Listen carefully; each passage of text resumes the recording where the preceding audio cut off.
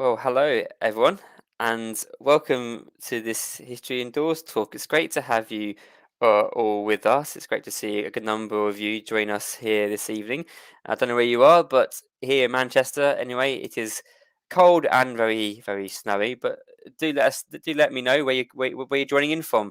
Whether it's from the southernmost part of England, from Kent, or from Wales or from Scotland, do let us know. Perhaps you joining from America. Who knows? Do let me know. But yeah, welcome to History Indoors. We provide history topics on all kinds of subjects, ranging from we go back to prehistory all the way through to the modern day.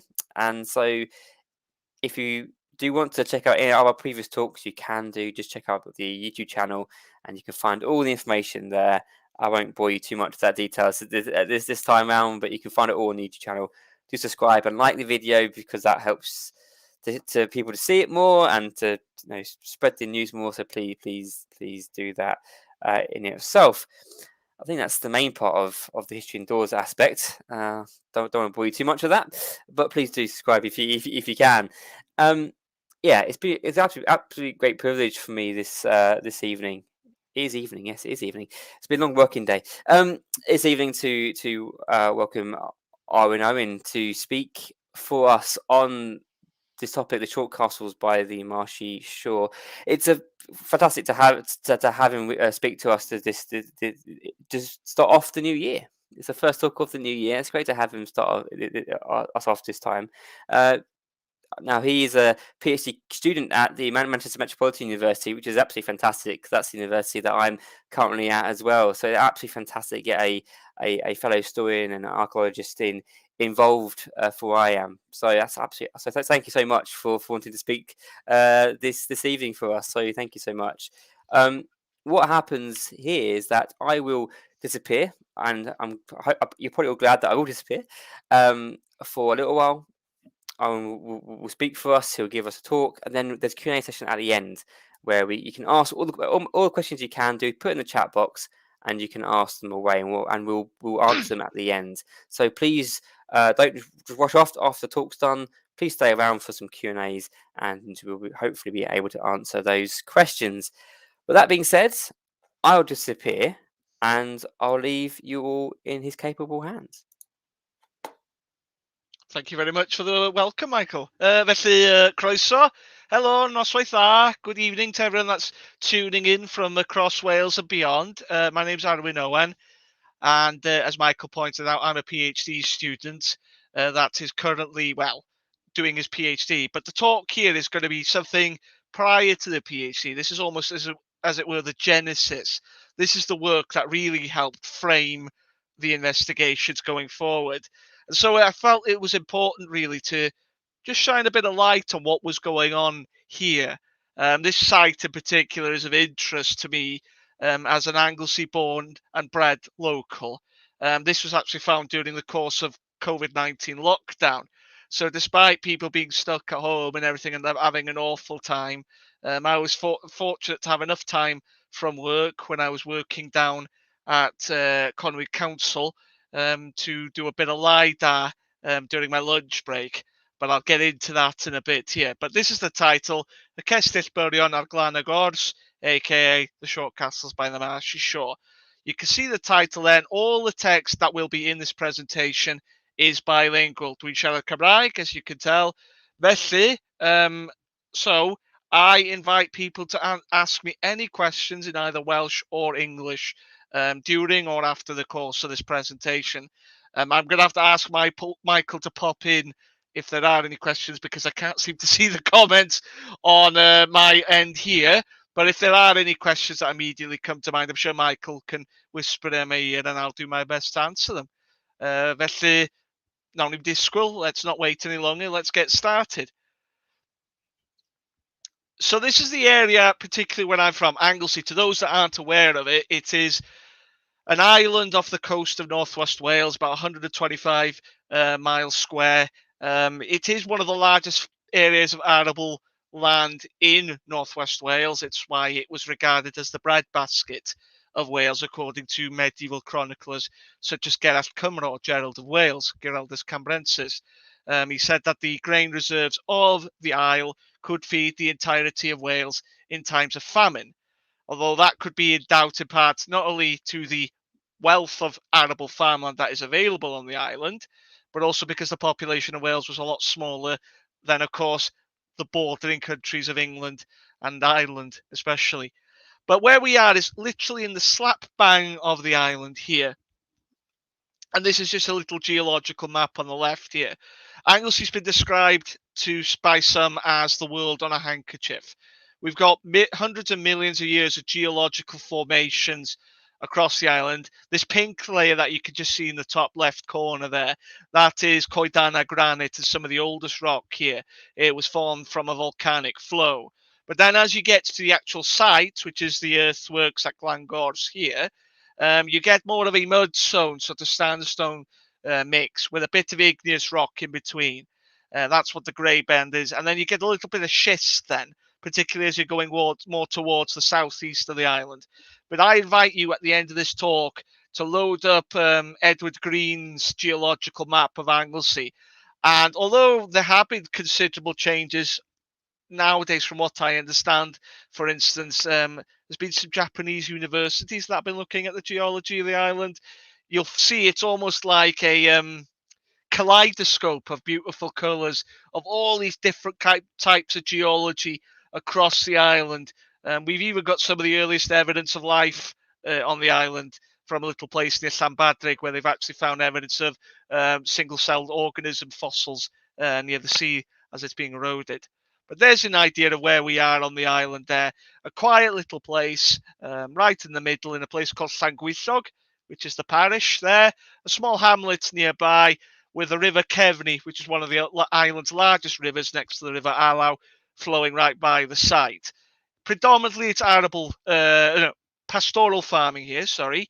You see a lot of livestock, sheep and cattle being kept here. And on occasion, the area around the river does flood.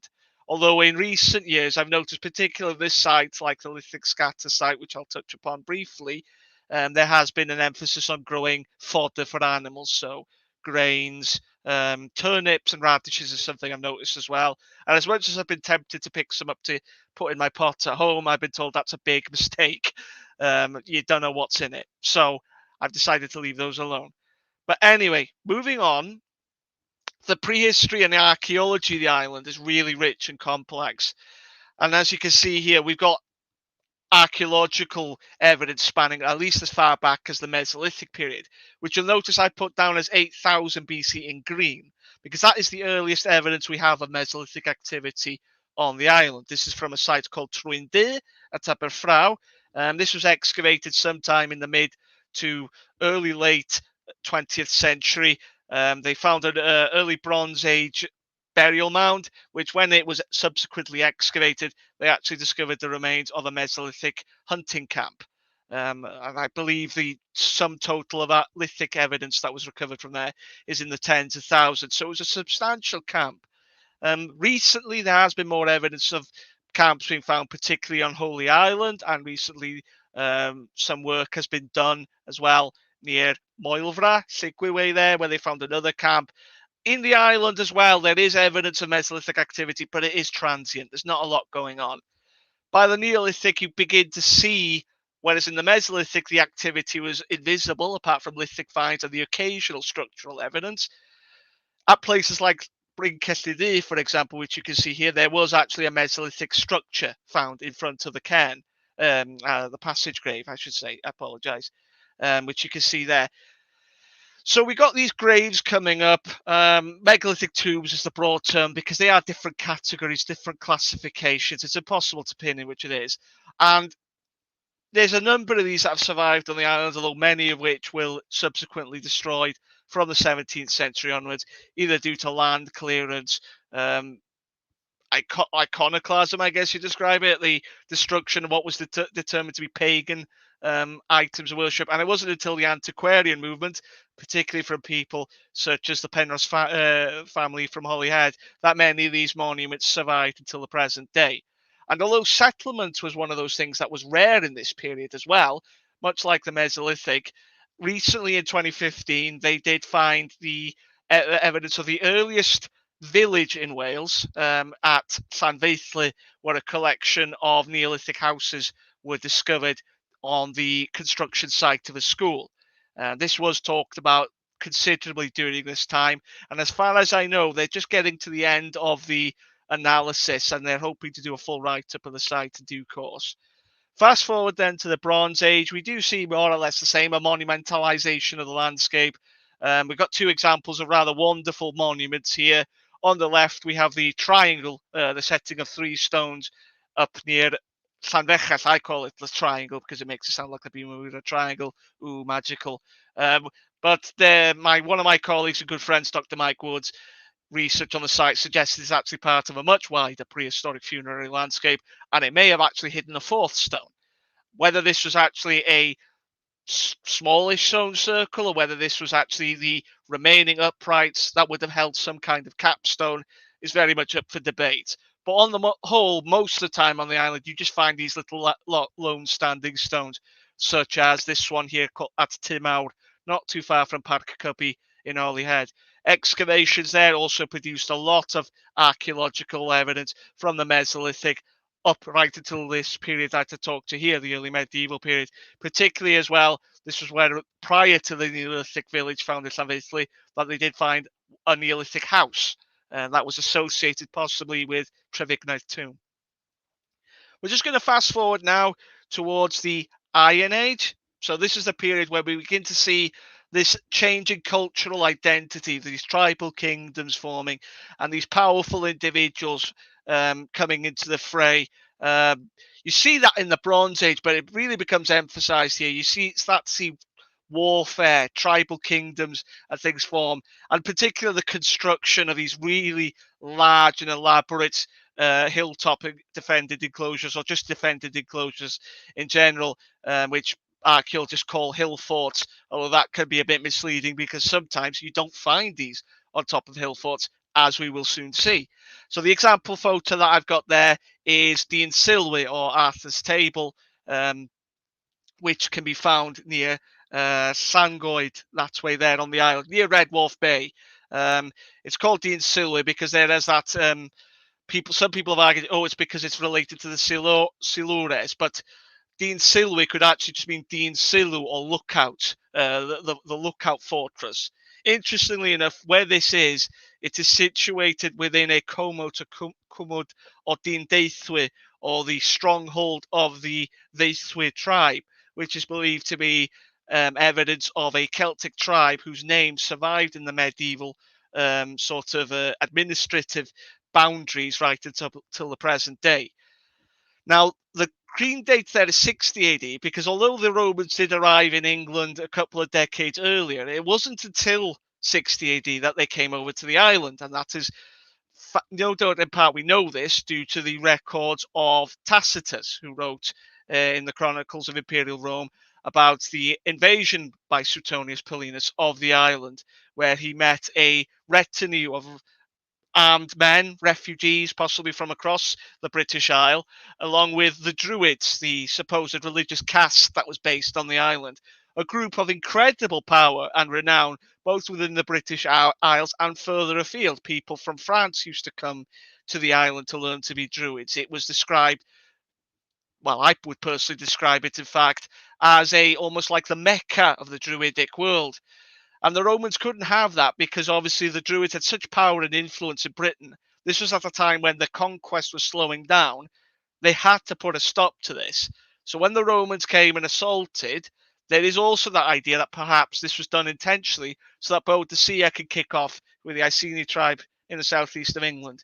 It's very interesting. There's a lot of theories and things being thrown out, but I won't bore you with too much of the details because, truth be told, I need to do more reading on that. But what I will tell you is this rather fascinating object that was found in Llyn Cerrig Bach near Ariaf Valley.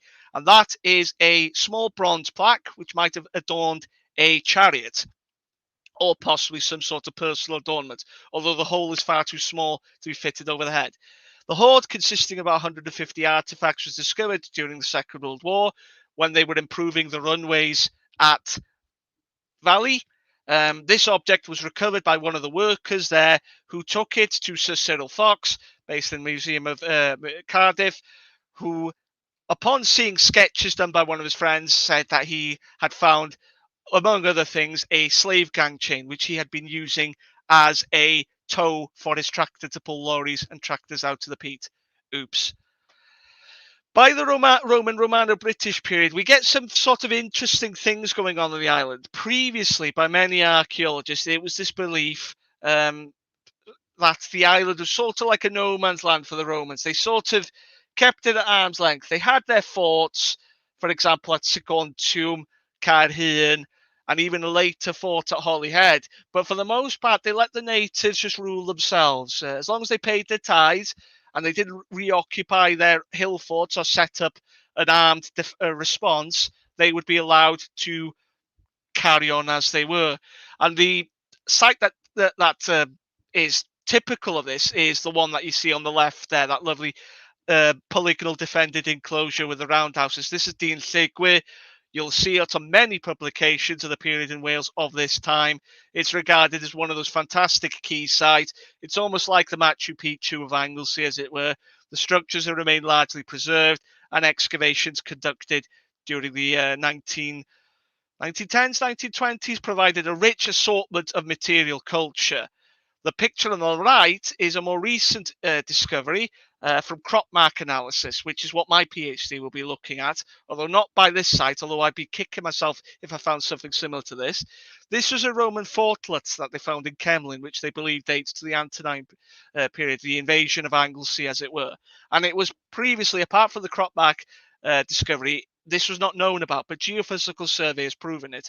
And furthermore, excavations at a site near Tycochion, just outside of a place called Bryn Shenkin at the south of the island, that has identified evidence of a Roman period settlement. Not Romano-British. The material culture there is more indicative of a Roman settlement and a Romanized people rather than the native Celts. So as you see, the archaeology has changed a lot. And then, of course, when the Romans withdrew from Wales, there is a lot going on, which I wish I could get into, but there's little time. And from that period, we don't really have a lot going on structurally, or we've got a bit more artifactually, but structural settlement evidence is limited, apart from some key sites that have been discovered in the last 50 years or so, such as Trefadog near Trefadog. There's a castle there which might be a Viking defended hilltop enclosure. This site that you can see in the bottom left corner here, which was a early medieval settlement identified at a place called Rhyddgair to the southwest of the island. And then there is the famous Scandinavian settlement that was discovered near Llanbedrgoch, where they have found articles upon articles of evidence suggesting Scandinavian activity, trade, and possibly settlements taking place there. But for the most part, we get artifacts and these early Christian monuments, such as the Catamana stone, the wisest and most renowned of all kings in Britain. Quite the claim. But the period I'm going to be focusing on is this one here. So this is the site itself, is more or less focusing from the Bronze Age right until the Romano-British period. Although I will be touching a bit on this because an unexpected discovery was made during the course of the research. There may also be some early medieval material taking place, but that is more of a footnote and that requires far more research, so I will not go into any further detail about that. So the first thing, the genesis, as I've been applying here in the entire thing, was the discovery of Roman artifacts at Llangwyllog. Now, during COVID lockdown, there were these opportunities for people in Wales to go on little walks locally, provided we didn't run into people and we didn't travel far from home. And luckily for me, there's a public footpath running by my house. And as further luck would have it, the farmer had ploughed the fields. Now, I had been on the farmer's land before to find a lithic scatter from the Mesolithic right until the early Bronze Age. So it wasn't a problem to get further permission to walk the site. And as I was walking one of the fields, I came across this lovely little artifact here, Glain Faians, or this faience bead of the 1st to 3rd century AD. The first to be recorded in the parish of Coedana. These are usually found in military contexts. And later on, my friend, Dr. Mike Woods, when we did the walk again, he found this rim of a mortarium, of a Roman period mortarium, within one of the fields next door. So then we were sort of getting a bit thinking then, well, what was interesting about this bead more than the pot is that these are usually found within a military context. And I do recall reading stories about a castle being somewhere in Coedana, possibly around Llangwyllog itself. So then I was thinking to myself, have we got a Roman fort somewhere here? So I cast my eye on something called LIDAR, which is light detection and ranging. And what that is you've got a plane flying overhead and it shoots a laser at the ground, like hundreds of thousands of times a second. And as the laser bounces down, it bounces back up into a receiver. And the time it takes from it to hit the ground back up to the receiver, that gives you a data, a level of the ground, like a topographical reading. So that'll tell you the shapes and contours of the landscape. It's mostly used for flood defense, is all it was, but archaeologists have found it's fantastic for identifying unrecorded archaeology. And boy, oh boy, did it find something just a few short minutes away from my house. It found these rather beautiful earthworks here. And this is a model I was able to load onto Blender. And it's a little bit animated there. Ooh, exciting. We've got what appears to be a rectilinear enclosure there, with a lot of interesting lumps and bumps going on there, and this small enclosure, which I identified first. But then Mike said, you want to cast your eye further down. So then as we looked at that, we were getting I got really excited, sending these information to Mike. We were both getting excited. We sent the information over to Gwynedd Archaeological Trust, and they suggested, well, by gum, you found something very unusual there. Looks like it could be a settlement site of the late prehistoric to Roman period. So I was like, that's brilliant. It's unrecorded, completely unknown about in the landscape. Anglesey is one of those weird places where all the focus of archaeological research seems to be on the coast and the hinterland areas. Very little research has been done in the centre of the place, particularly where I'm from. I'm just a nosy bugger. Most of the things, if anyone does ever research about this period, you'll find I've written half of it. So there we go. But this is one of those sites that really caught my interest and attention. And I was like, for my master's, this needed to be investigated. So that's when I enrolled with MMU, and that's when we decided to investigate this site. There is a slight problem with the site, and that's just because of how big it is. So I've put a little map here. Now, I could have related it to places on the island, but for those, of course, that don't live on the island, they'll have no idea where the hell I'm talking about. So I'm relating it to somewhere in the UK. I hope many people, both in the UK and abroad, have gone to visit. And this is this place here, the Tower of London. So what I've done is I've superimposed the LIDAR to scale over the Tower of London. And as you can see, it's massive. It'll easily swallow up the interior of the Tower of London within these earthworks. You're looking at something over 15 hectares in size. It may even have been bigger than that. But again, it's one of those things that would require further investigation, which I hope to do as part of my PhD thesis or subsequent research at some point. But yeah, a site this big obviously comes with challenges. How on earth would you investigate a site like this for a master's thesis? So I had to come up with a strategy, and that was really, it would be first looking at the documentary sources. Main questions, here they are. So what can existing sources tell us about the history of the site and wider landscape? So I would rely on documentary sources, particularly estate records from places such as Trescawen Estate, who were the landowners. Trescawen Estate is one of the large landowners next to Bodorgan and the Buckleys of Brindy and Beaumaris as well. And as we will find, that was a bit hit and miss, unfortunately, with this site in particular. Map and evidence was also quite an important thing, and even local knowledge. And unfortunately, it's one of those sites where we find there was no one alive that I was able to interview or talk to that actually knew anything about this place. There's not even local legend associated with this place. And that's one of those things that is something we must consider as archaeologists and historians, the importance of keeping these oral histories and traditions going, especially with a generation now that is dying out, and the newer generation, people that have either moved into the area or do not connect as well with their ancestors as they'd hope. and these ancestors not obviously passing their knowledge on to them. So the second point that I asked was, can multimodal forms of survey aid in establishing an initial potential date as well as function for this site? So the surveys I used was metal detecting, field walking, and then geophysical, which you have seen an example of which of the results on the main slide. And then the third point, which as I mentioned previously, is how does this site fit within the archaeology of central Anglesey and the island as a whole? And as I touched upon, one point is this is brand new to the centre of the island. Nothing like this has been recorded before. So that in itself is quite significant. It helps fill in a neat little gap just by existing that there's some archaeological mystery going on there. But the subsequent investigation of this master proves that there's a lot of interesting stuff going on there, which requires looking at. So here's where I started looking at maps.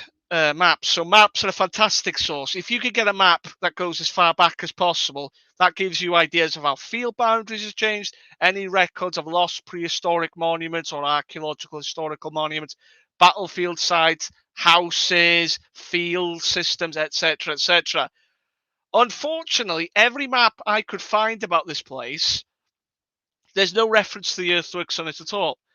And it's very curious because these maps, the first edition OS maps, as they're called by some, done by Robert Dawson, of Holyhead, of Holyhead area. So Llangwyllog on the left here, where I'm studying, Gwyndy and Llangwyllog on the right. If I click there, that red diamond shape is where the site that I'm referring to is located in the present day landscape.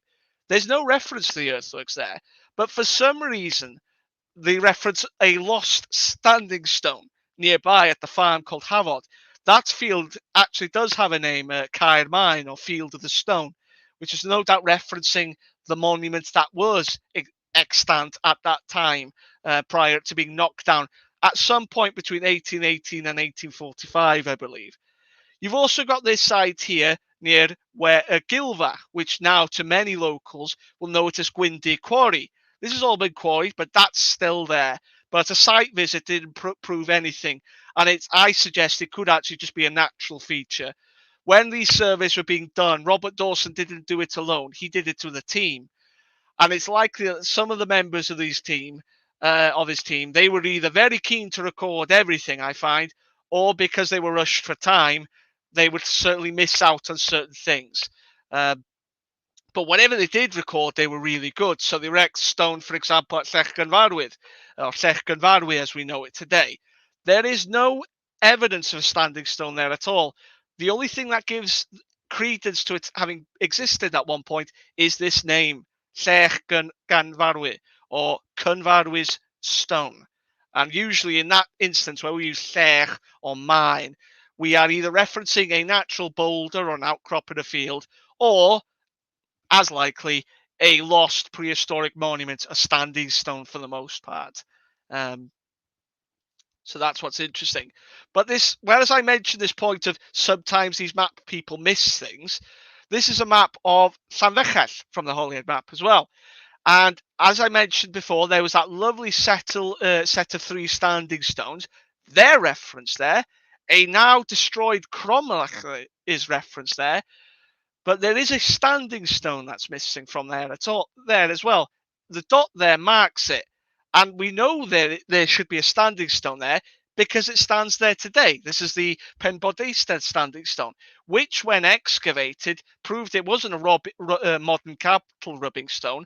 They actually found evidence of a prehistoric cup and ring marked stone, a Bronze Age date, used as a packing stone, with radiocarbon dating samples suggesting activity taking place at the base of the pit of the stone since at least the Iron Age. So this monument is very perplexing to me how they missed it out.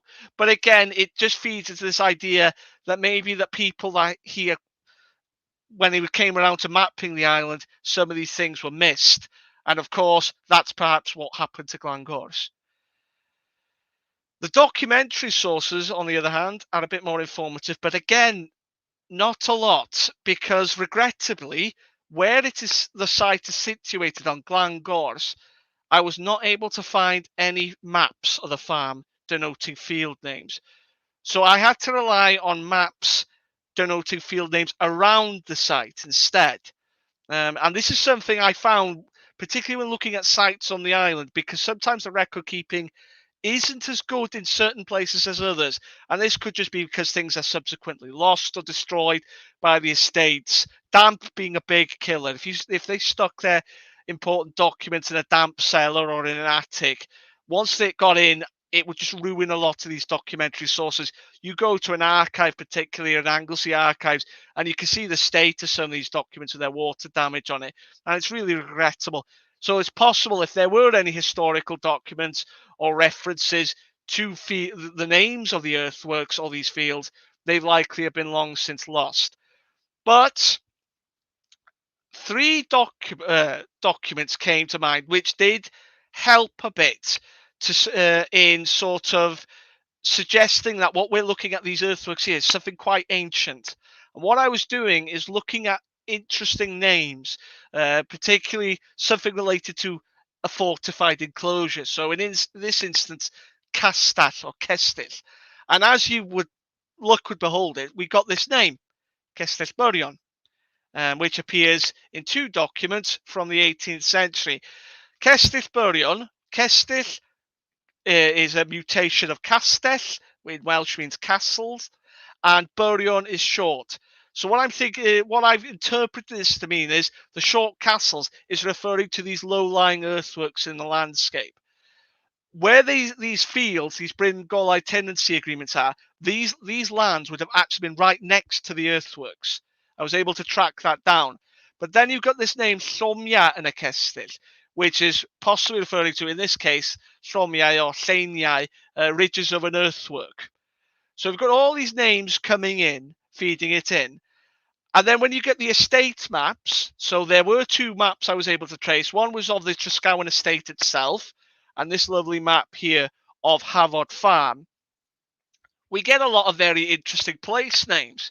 So Cae Merddynau, which is a Welsh word, I had to ask a history group about it, and they said Merddynau is an old Welsh word for ruins or ruin field. And where that field is right above to the north of the earthworks at Cestyll Byrion site. You've also got this name Cae Cestyll right next door, and it's in this case I believe it's actually referring to the view of the earthworks to the west of the site. Gwrach y Saint is another interesting Welsh word. I was finding it difficult to understand what it meant by Gwrach y Saint, because saint in Welsh can mean.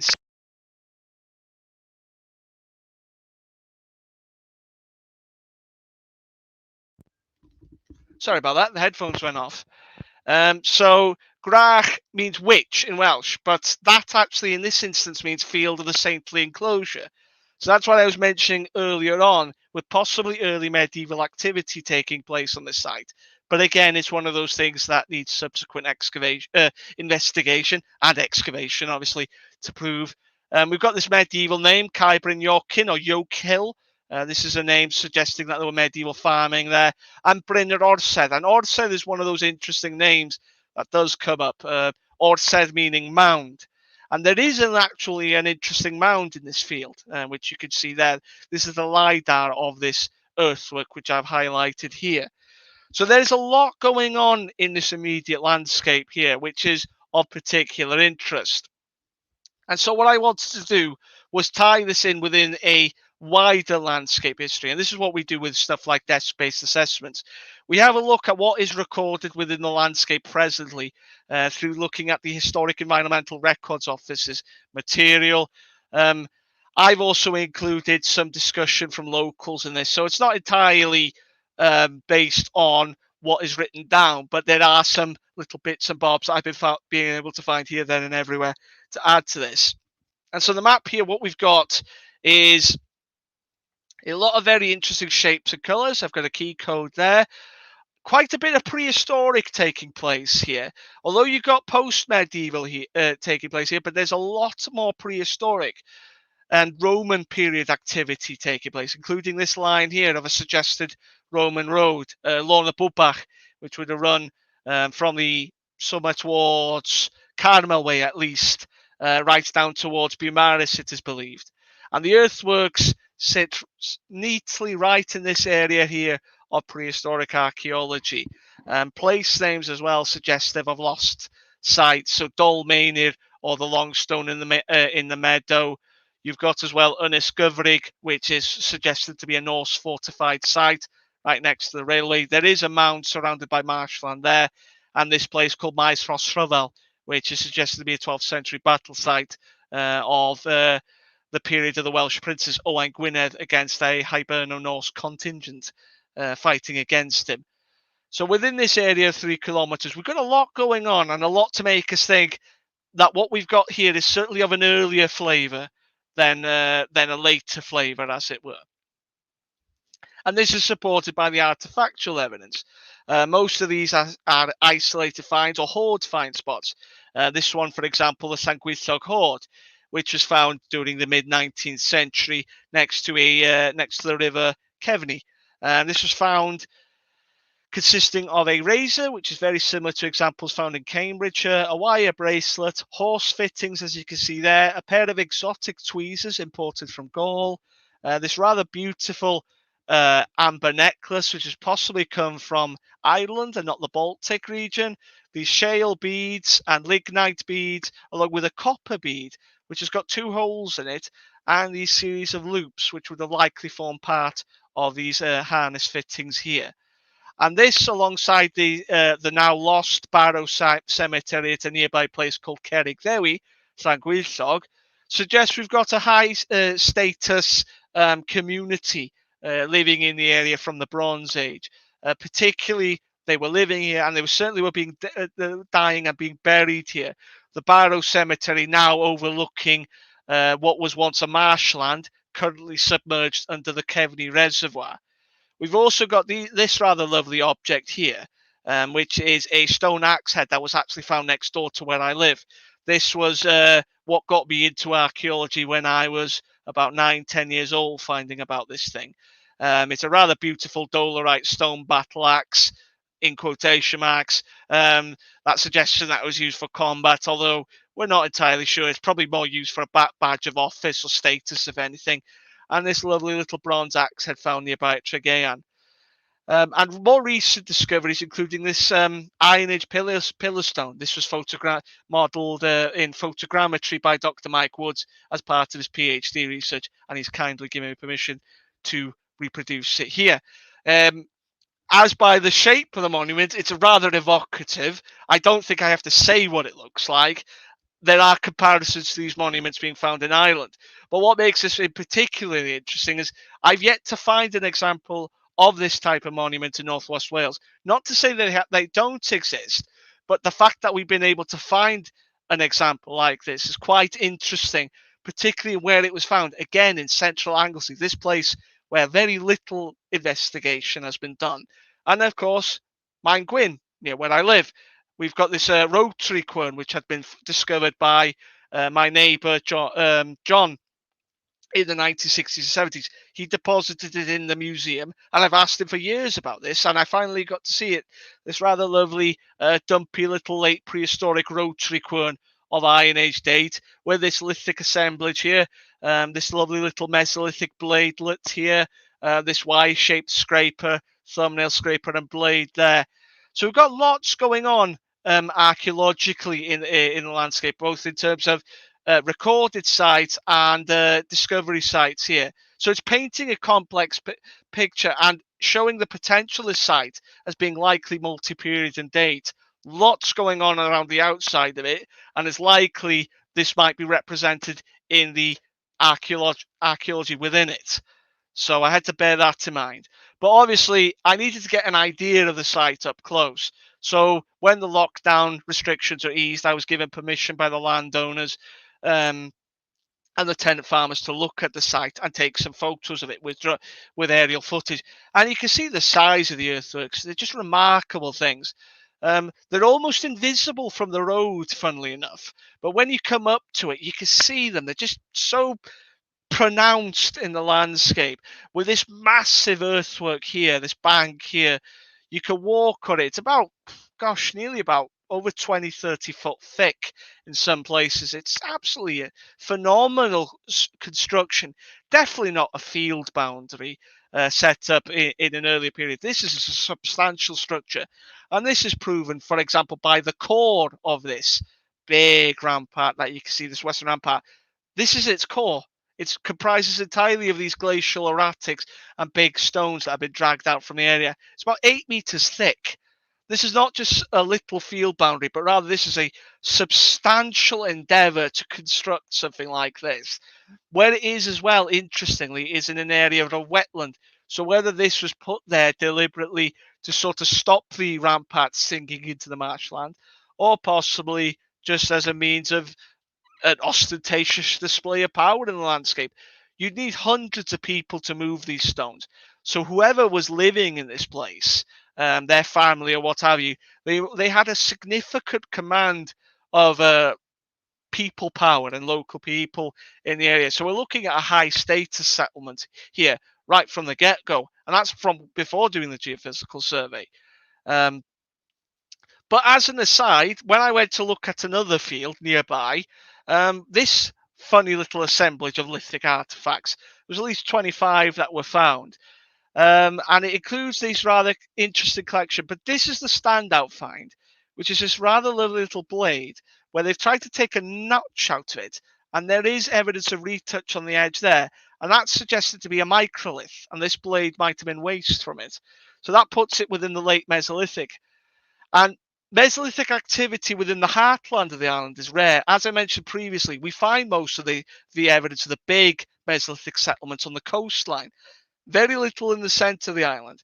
So what these finds tell me, particularly their distribution around rivers, is that the people in the Mesolithic, they were following the river courses into the centre of the island, looking for places to overwinter, at least until the summer, where the weather would improve and they could go back to the coast, but also looking for game.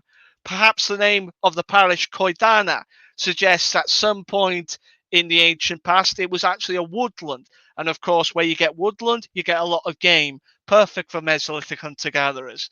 But I digress. Metal detecting surveys of the site were initially disappointing. I wasn't able to get much in terms of artifactual evidence, but one of the little finds that really popped out for me, which I really enjoyed, was this little object here. Previous slide. Previous. And that was actually identified to be from the Southern Staffordshire Regiment. And I was scratching my head. What on earth is a Southern Staffordshire shoulder badge doing there? And that's because Tresgowen Estate, or the actual building where the hall is now, that used to be a hospice for injured soldiers during the First World War. So that raises a question whether there is an association with this object with perhaps one of these residents in the Tresgowen farm at this time, or whether it just found itself lost here over time by some unknown means. Who could say? Looking at aerial photography as well, we can see that the earthworks have also been there for the longest time, despite the map evidence proving not. The shape of it, of that bank, is clearly defined. You could even just about make the bottom shape of it there. And this photo that I found recently from the University of Cambridge's aerial photography archive, and this is a photo showing the site from the air. And interestingly enough, looking at it, there were some crop marks that did come to light. And so what I've done is try to highlight them here. And so we can see evidence here of what could be lost field systems, enclosures, even possibly a lost trackway. Whether these were all associated with the site, whether they're earlier or later, again, this would require further investigation and ground truthing to prove. But again, it just shows the complexity of the landscape that we're dealing with here. A site as big as Cestyll Byrion would not have sat in isolation. It would have required sources of food and materials nearby to keep it going. So it's no surprise we'd see something like this around its immediate vicinity. casting the net wider on the LIDAR, we begin to see further evidence of unrecorded archaeology in the landscape as well.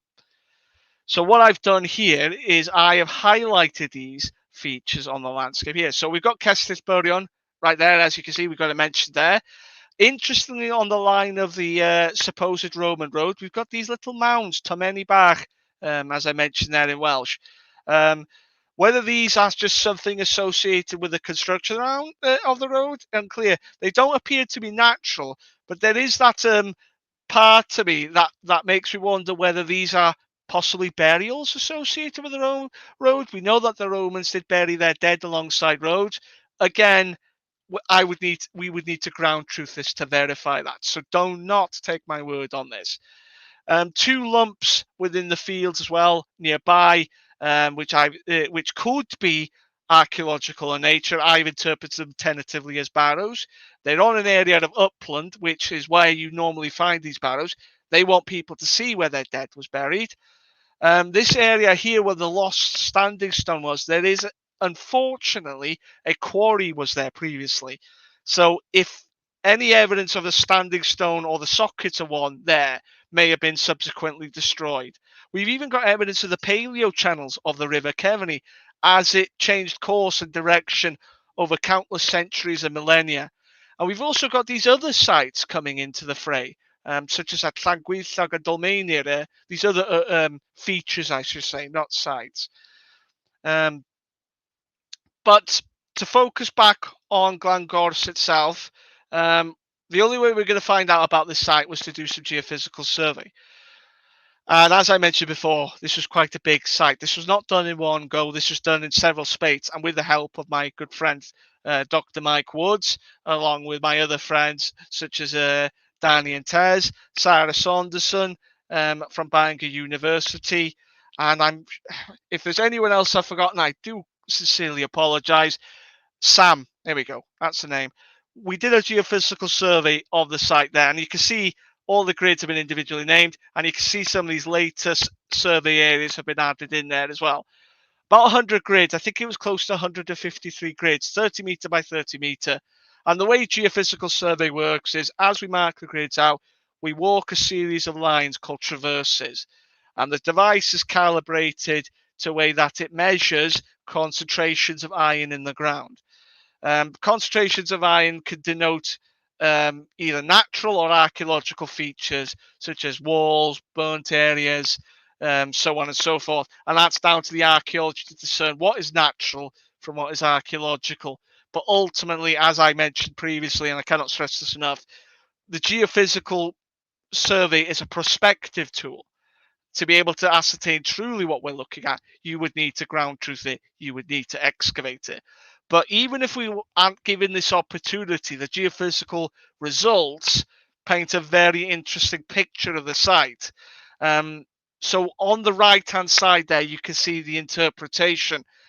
And there's a great stonking lot of shapes coming up in the landscape there. Curvilinear and circular anomalies, indicative possibly of structures such as roundhouses or fence lines. You can even clearly see the bank line coming up there. This rather unusual series of anomalies here, which could be underlying geology coming out from a multi-vallet ditch system that was placed at this side of the end. Whereas this side was defended by marsh, most likely, this side was not. And what's striking about this site and its arrangement and its complexity is where it's situated on the landscape. It's not a hill fort. It's actually situated on the side of a hill nearest the River Keverney. And so this is what really gets me thinking, speaking with Dr. Mike about this as well, was what we could be looking at here. And so a number of theories come to light. And what we did as well as an exercise is I asked my friend Victoria Herzig. She is a 3D modeler and animator from Estonia to assist on this. She taught me the how to do it. And what we've done is I've superimposed the geophysical results on top of a LIDAR model as to better relate the anomalies to the features as we see in the ground, and they all seem to fit perfectly. So this isn't new. People have been doing this for years. But what makes this new is that all the methodology the methods that have been used to create this result, these are all free resources that people can use, providing they have the skills and knowledge to do so. This was done on Blender. So this is a free to access software used for 3D modeling, animation, game making, and some cases graphic design. And as you can see here, there are tools available for the student to take advantage of, which if you were to ask someone 20, 30 years ago, you wouldn't imagine it today. It's just a fantastic resource to have. So from this and all the previous work, it comes down to the interpretation of the site. And as of yet, I've got two theories. There was a third, that it was a Roman period settlement, and I'll touch upon that briefly. But based on the shapes, only two theories come up that seem the strongest. One of which is what we're dealing with is a late prehistoric lowland defended settlement. Based on the evidence of ritual practice from the Iron Age and the Bronze Age happening within its immediate vicinity, the shape of the earthworks very similar to rectilinear and polygonal Iron Age sites. Sites that come to mind immediately on the island would be Bryn Eryr near Llansadwrn, which is a late prehistoric to Romano-British rectilinear settlement, which when excavated produced evidence of high status occupation. You've also got sites such as the aforementioned Llangwyllog, Hendrefor as well, nearby at Llansadwrn as well. All of these helping tie this interesting picture. But the anomalies are also comparative to sites that were found nearby, such as this site at Ynys Bach, Coedana, identified through geophysical survey.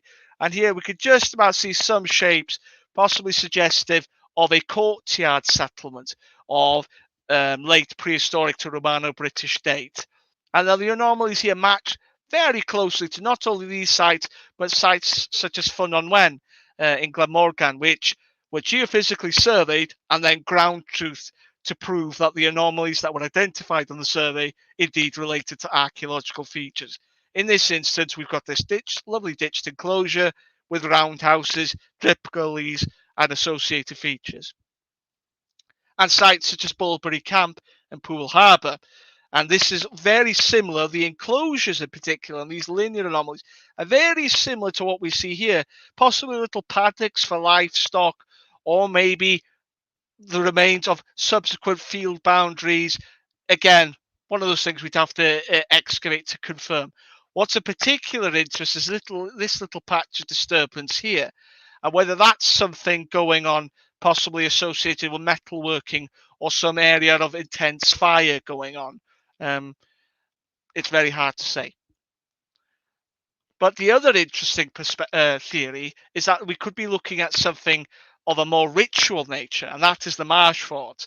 Now, bearing in mind, as I mentioned previously, the importance of Anglesey in regards to the Druids, as it's recorded, perhaps we've got some sort of ritualistic function for a site like this, although in some cases we do find evidence of both.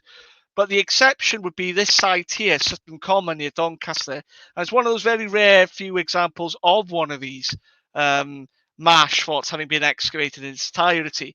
And when it was subsequently excavated, they found no evidence of occupation. What they found instead were these series of ditches cut into the ground. And within its interior were evidence of cremation burials.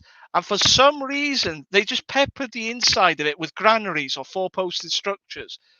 And the only interpretation that can be given is that this was wholly a ritual structure set within the landscape. And perhaps this is what we've got at the fort at Cestyll Byrion. Its location near the River Cefni, with surrounded marshlands, and its possible association with the phallic standing stone that was recorded nearby, suggests that there's a lot of ritual activity maybe taking place here, and perhaps its central location on the island may have made it an important place. Again, one of those things, very important to say, this is just pure conjecture. You'd have to excavate it to find out. But as part of my PhD, as an aside, I've been able to do a bit more work on the site, particularly as one of the fields, the most notable field, was ploughed last year. And you can see the shape of the earthworks coming across beautifully in the soil there. You can even see what might be an entrance coming in into the side there. And this area of burning, 2 areas of possible burning there. Now, I did a metal detecting survey of the site along with a limited field walk with my friend Mike. And we were able to identify some artifacts from the site. And here are the best examples. So one of which is this rather beautiful late Neolithic, early Bronze Age disc scraper. And this was found, I believe, somewhere around here.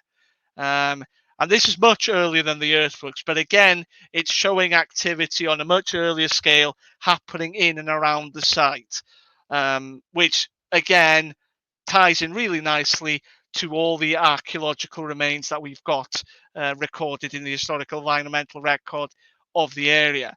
But the star find that came from this site is this lovely little copper alloy object here. You can even just about see the original patina, the surface of the object coming here. Now, when this came out of the ground, I had no idea what it was. I thought it was just a bit of horse brass. But what made me pause and think was the condition of the object. It was quite heavy as well. But this pitting and its shape, this was something that's been in the ground for a long time. So I had to have a look at the Portable Antiquities Scheme, which is available freely online, www.finds.org, I believe the link is. But if you type it in on Google search, you'll come across it. And I had a look, and all the comparative examples I could find on this, which was later proven by the National Museum of Wales in Cardiff, indicates that this is actually the remains of a late Iron Age sword belt loop fitting. And this has been sitting in this field for goodness knows how long within this area of the field here. So this further strengthens the idea that we're dealing with something much earlier in the landscape. And it is hoped in time with the PhD or subsequent funded doctoral research that we could come to understand this rather enigmatic site in the landscape.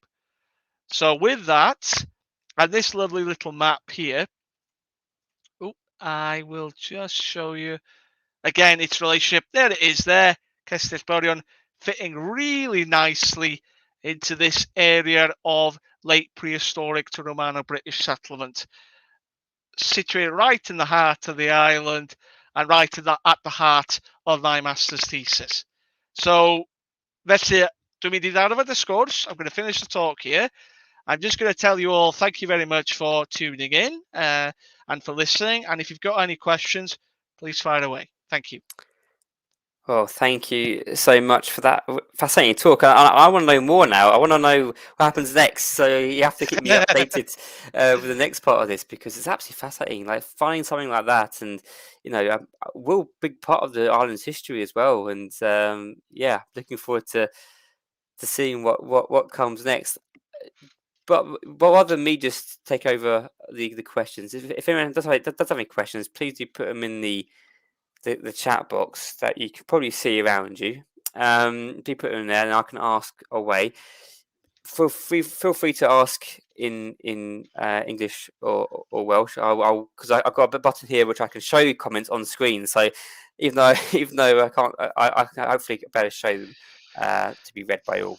So please do ask any question you have, and we'll be able to go with them. I've just got one kind of thing before we go to the questions is that I find it so fascinating to find the kind of the story, the place names and the field names, for example, kind of housing these stories. Because I'm a historian of the early modern period, really, in the Victor, but how even place names and field names survive and continue to hold those kind of memories, almost like traditions and things you found there to kind of give you an understanding of what was going on. I think is just so fascinating as well. It's kind of like taking what I do at a very limited level and then seeing what you can do with it. I think is so incredible because it takes what I do and then expands it even further. So I was very impressed by that and your analysis there. So I just got a comment there. Oh, brilliant. Again, I'll put that on the screen for you. I don't know Diddorol. if. Oh, there you go. Diolch yn fawr. That's interesting in Welsh, so that's brilliant. But yeah, it's as you're going to that point with place names and stuff. Particularly in Wales, there is a lot of interest nowadays with preserving Welsh place names, Mm, particularly as with the influx of non-native speakers to the area. So we're getting a lot of English people in, and particularly with generations of Welsh people moving away from the island mm, to living across the border. This collection of place names is slowly being lost, predominantly because a lot of them are just being kept orally by these generations of farmers. We're lucky to find some of these written examples here and there, but in many a place, these field names are lost. So where I live now, unfortunately, I don't know the names of the fields of where my mum and dad live. There's just no record of it, and it's just one of those crying shames, really. It'd be wonderful to find these. And that's why it's important that these are being recorded in the landscape. Because as you say, a place name is almost like a key to the past. It tells you so much about what could have been going on somewhere tens of hundreds, if not thousands of years ago, that we subsequently are at risk of losing. But there are initiatives by the Welsh government, from what I know, to record these places. I think the Library of Wales have done quite a lot in that field, which is fantastic for a researcher like myself. And I'd be more than happy to put some links towards that to anyone that's interested. If they just get in touch with me on my email, which I can stick on here. please do. Yeah, because then people can. Oh, it's gone downwards, but we continue. Oh, it's okay. But yeah, please do. Yeah, because people obviously can contact you if they have any. I mean, um, as I said, I think it's a great thing by to try to preserve these place names because as you said just rightly there is that they contain stories and memories and it's one of the biggest sad one of the saddest things to that's taking place is that eroding or even kind of changing names as well, which obviously takes place. I mean, I know where I studied in Essex, there was quite a big lot of names. I mean, Victorians like to change names a lot. So there's a Yeah. road where I live called Gutter Street, which was obviously quite a big meaning going back medieval wise. But they changed the name because it didn't sound as attractive, so they changed it. But in doing so, they do change obviously what that road and what that street was about and its story as well, which is I think is interesting. So I think yeah. So what you're saying, I completely agree with, 100%. And it said it allowed you as well to kind of gather a bit of a better understanding of what was going on in that area as well, just by the names as well. So hopefully there, documents do come up sometimes. Hopefully there'll be something else that might even appear at some point to give them more clarity. But yeah, and it's great, isn't it, that you could find those two documents that had the names you said. They were so Yeah, important to the yeah, study. You just couldn't. When I saw those two documents, you almost wept tears of joy because it was like literally pulling teeth from a hen. I just could not find anything at all, and it was just those two documents that came up that basically helped sort of push the investigation in a more positive direction.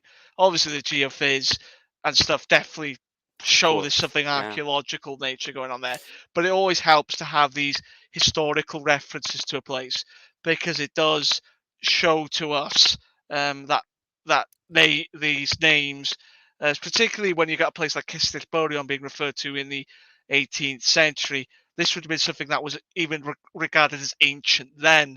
So that yeah, adds to the credence that this is something quite old within the landscape, as it were. And it was undoubtedly, there would have been stories and myths and legends associated with this place, which have all subsequently been lost to time, regrettably. yeah. Um, That's the sad thing, isn't it? Especially when it's relied on oral tradition and the like, and it faded away. I'll be interested to know if I mean this is off topic, really completely, but if these were recorded in like in folk, even in folk songs and whatnot of the period, and if they would they, ever they be, could have been yeah, like poetry and stuff like that, but again, it's just trying to find these sources if they still exist. That's the difficulty. yeah. One of That's those things yeah. that was interesting, during the course of the research was I even looked in the newspaper article.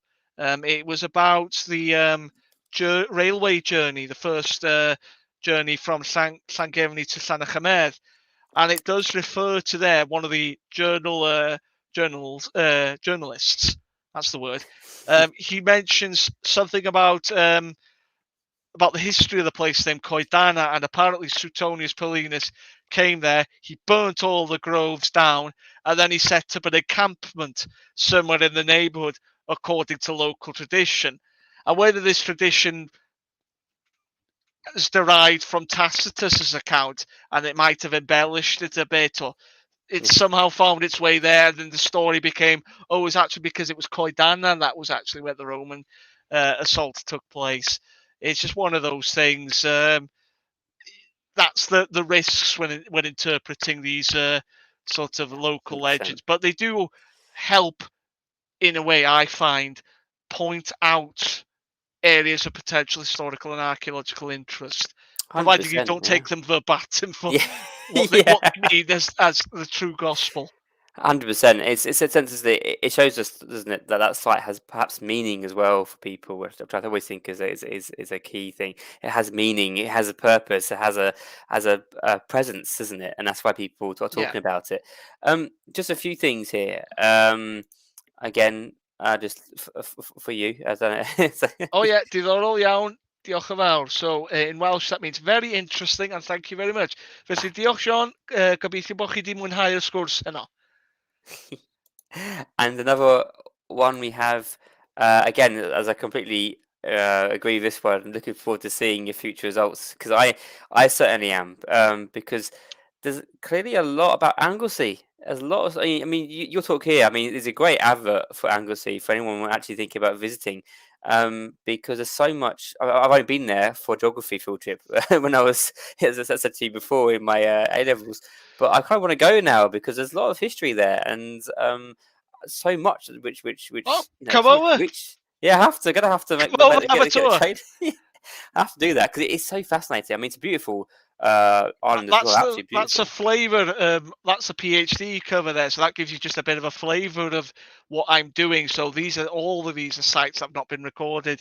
I've added that in because that's part of the PhD research. But that's what I'm doing as part of it, is continuing the work here and saying, right, this is here. What else have we got? Which is always good to have. You're going to have to tell the Anglesey Tourist Board. I think they'll be interested as well to advertise it broadly.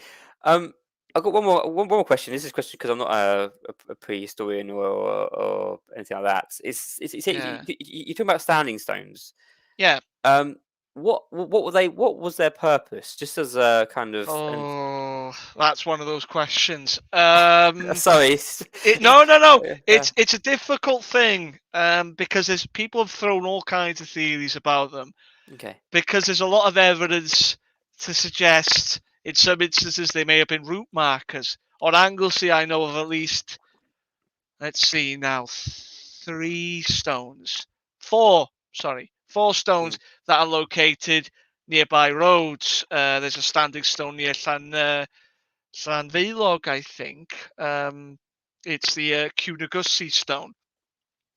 And that is a Bronze Age standing stone that was later used as a gravestone in the early medieval period. The LIDAR near Clorach, which is near the centre of the island there. You've got another standing stone, Maen Fabli, near Llandaniel Trebeirdd. Llanfihangel Trebeirdd, sorry. People say that's Maen Arwyn. I'm just going to put this as an aside point. That's not Maen Arwyn. The original Maen Arwyn was further to the northwest. It is recorded as such in Robert Dawson's map. But at some point, prior to 1818, it'd been knocked down. But the name for Maen Arwyn somehow got transferred to Maen Fabli, which is to the southeast. But yeah, these standing stones there. Another theory is they're probably something to do with solar alignments. Another theory is that they are associated with graves. There is a popular legend about the pair of standing stones at Penrhos Valiw, where it was reported that a kissed grave found with riches within it was disturbed by antiquarians. Uh, they could also just be meeting place markers. So artificial monuments erected so that people know where to meet. Maybe they're boundary markers. Maybe Mm. it's each stone is situational based on where they are positioned in the landscape. It's one of those things. It's very much like rock art. Um, we can tell a lot about how they put them up, but But in yeah. some cases, it can be why they were erected where they were. That's when it gets a bit trickier to establish their true function, as it were. No, that's fair enough. It's one of those questions, but I was just, I know, as quite ignorant as I am of the topic, I thought you had to ask it just for my own benefit there Yeah, to no, kind no, of it's figure fine. out. And it is fascinating as well, to kind of, as you said, the various interpretations of what they could be. So yeah, I look forward to more understanding of that as well in the future, I guess, as people do look into it more. But we'll leave the questions and topic there. Thank you so much. It's been absolutely brilliant. I've really enjoyed this because I don't know much about it, and now I go away just so excited. And I'm looking forward to the end of your PhD now. So do send it to me when you've done, because I want to know I want to know more what happens. So to keep me informed. Well, thank you everyone for being here as well, for your comments and your questions. Do keep update with what we're going on History Indoors. We've got a few more talks coming up, so do check them out. Talks ranging across quite a good period in time, so do check things out from railways to Sicily. So do check out what we've got. But we'll say bye for now. So thank you very much, and we will see you very soon. So thank you so much. Bye and bye.